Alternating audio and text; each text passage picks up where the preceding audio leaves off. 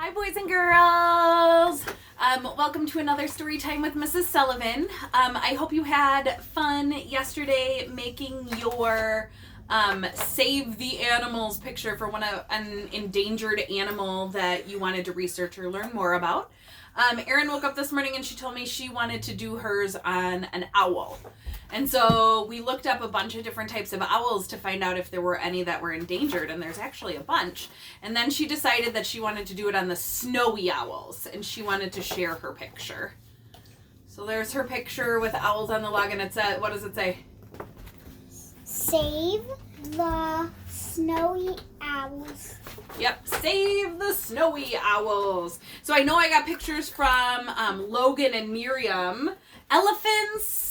Save the elephants, and I can't remember what the other one was. Save the sharks? No, but that would be another good one too. We're going to keep talking about animals. I have a fun book today. I hope it comes through on the video. It's just a fun little interactive book. It's called Secrets of Animal Camouflage. And this is a shine a light book, which means when we read through the book, we're going to shine a flashlight, not in my eyes, but we're going to shine it behind the pages and see if we can see anything secret hiding behind the pages. Okay? All right. Secrets of animal camouflage. Some animals are good at hiding because of their color or their pattern. This is called camouflage. If you look closely among the flowers and trees, on the seabed, and in the grasslands, you'll be able to spot hidden animals. Shine a flashlight behind the page or hold it up to a light to reveal the animals hiding in their habitats. Discover a great world of surprises. Check out this first one. We talked, not in my eyeballs, we talked about this animal last week, our buzzy bumblebee, and it says, these busy bees are collecting pollen from the yellow and white flowers, but they need to be careful who's watching them. I can actually see it without the light. Erin, come on this side, and I want you to shine the light. Wait, scoot back there. Do you guys see it shining through? All right, now take it away, Erin. Oh, they disappear. It was two white-banded crab spiders. They're waiting to pounce. The spiders changed color to match the yellow and white flowers, so the bees didn't even notice them. There they are. Ooh, we're up in a tree for the next one. A brightly colored trogon is perched in a tree. He's hungry and on the lookout for insects to eat. Can you spot any? All right, Erin. I can see one, I know. I know, you've read the book before. Yeah, I can't see it. Ooh, back the flashlight away just a little bit. Do you see that? Oh, right there. See that light part of the stick? What could that be? A stick bug. There it is. Rustle. Or a walking stick. A long, leggy walking stick is balancing on a branch. It looks like a twig. The walking stick stays still all day. It moves at night when most birds are asleep. Hey, someone, when we were on our Google Meet, in our classroom, someone named Zoe in my class has a bunch of pet walking sticks. Yeah, she brought them out. They had a Google Meet today for their class, and she brought out a walking stick and had it in her hand, and it was the size of her hand. I was shocked that they got that big. She has pet walking sticks. And I had the hedgehog. Yes, and Augie brought the hedgehog out. Shh. Something and has also just... had her. Yeah, and he also brought his sister for show and tell. Okay, shh. Something has disturbed this family of axis deer. Is something prowling through the grass? If you look carefully, you probably can see it without the flashlight, too. But Erin, shine that flashlight back there. It's a baby tiger. And its mom. And a baby and its mom. Ooh, in my eyeballs. It's a fierce Bengal tiger. Her orange coat with long stripes makes it hard to spot in the tall golden grass. Wow. Here's our next one. Ooh, I can see it. A nimble fox squirrel has scurried up the street. He's searching for a hollow in the trunk where he will make his nest. Can you see what's covering the hollow? Maybe you can. Don't point it out yet. Erin, shine that light. But There it is. Wait, put the light back. There. It's Now. a big horned owl. No, Screech! It's a screech owl. Her patterned feathers match the colors of the tree bark. The owl can stay very still, and it makes it difficult for her to see. A white-tailed deer. We're in the forest now. A white-tailed deer is going deeper into the forest to look for food. What is she leaving behind? Time for It's hard to see. She leaving behind? Let's shine it. There, you can see it. What is she leaving behind? Her fawn. Her baby fawn. Shh, it's her baby fawn with a red-brown coat and a white spots. The color of its coat helps it hide in the red-brown leaves. When the mother's found food, she'll return to feed her fawn. Now we're in the grasslands. Wow. In the grasslands, a baby giraffe pulls the leaves from the tree. Who's eating in the treetops? It's really hard to see in this one. It's a tricky one. Aaron. All right, If you Aaron. please. The mama giraffe. There it is. There's that mama. But now take the flashlight away. When the light's not Hey, there, she really does camouflage well into We that had a tree. giraffe episode today. Wow, The wild crats. The mother giraffe, that's who. She lengthens her long neck to reach the topmost leaves. The dark markings on her light-colored coat help her hide among the leaves and sunlit patches of the tree. Look at this guy. This little green lizard is frightened. An owl is staring at it from behind the leaves. Can you see the owl's eyes? It's not exactly a camouflage for this one. It's more of like a mimic. Ooh, it wasn't an owl at all. Augie's right.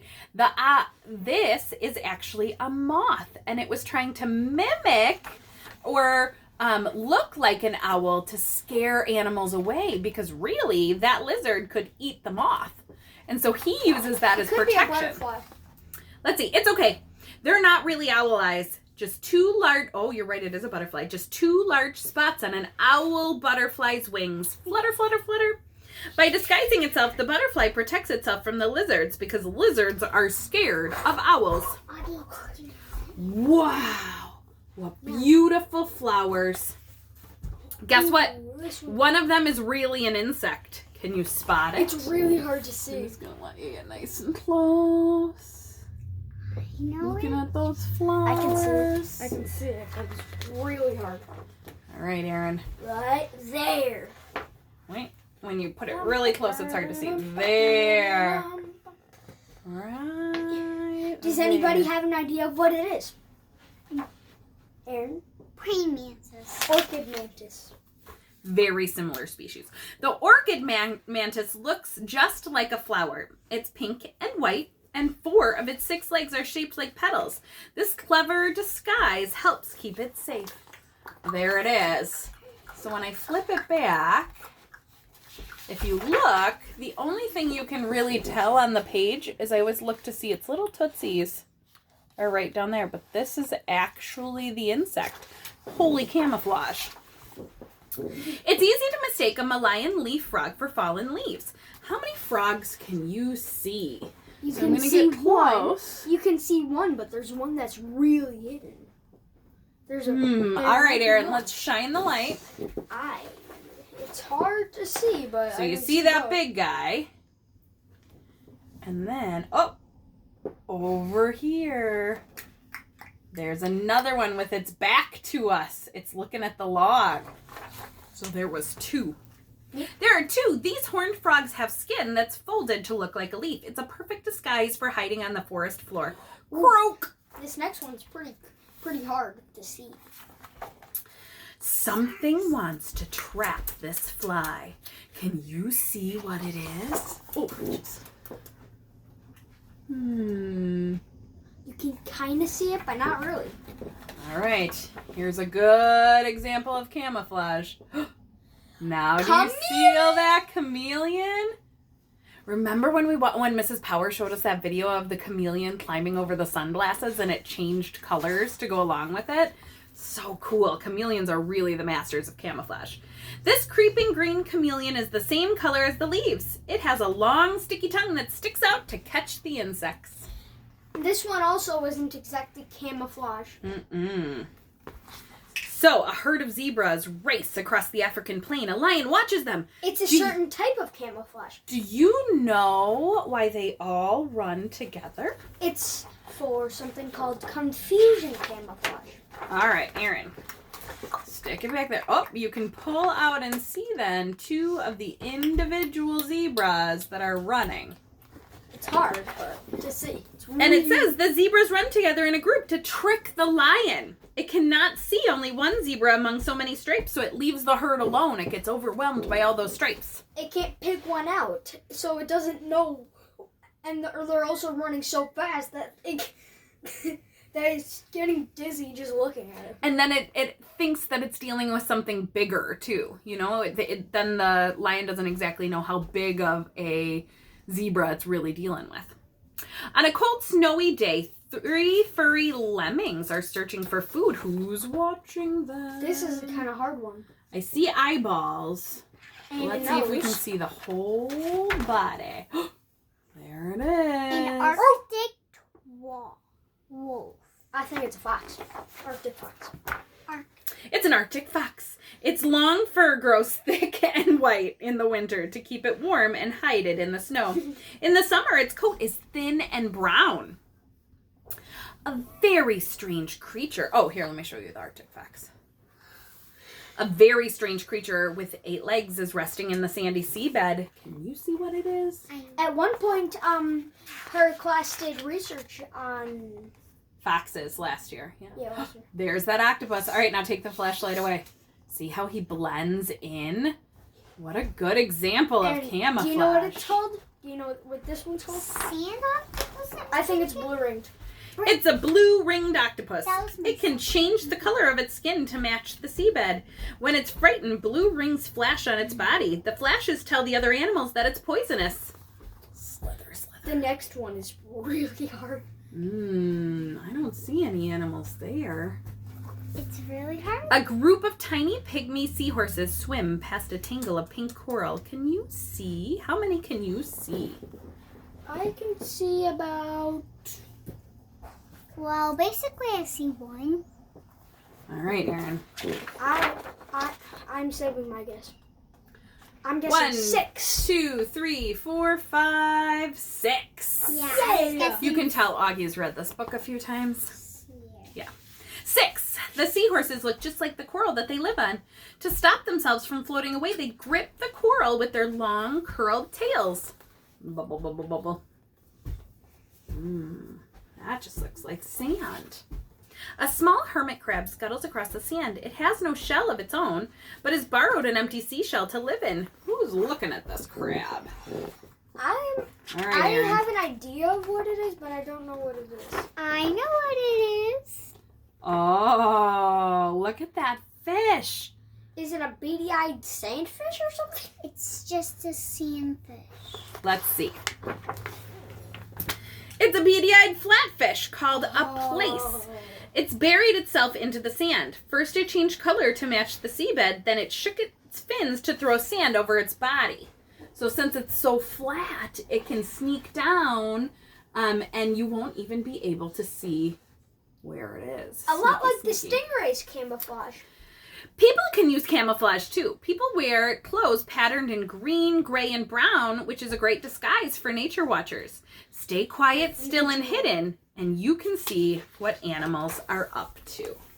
And that's the end. And that's the end of the book. You can see the people hiding in their camouflage clothes though. Okay, so we've done some work with camouflage this year in class. One of the activities we did was we designed our own camouflage animal. You drew it, colored it, and then you camouflaged it in the classroom. I want you to try to do that at home. Design your own animal. It could be a real animal. It could be an animal from your imagination.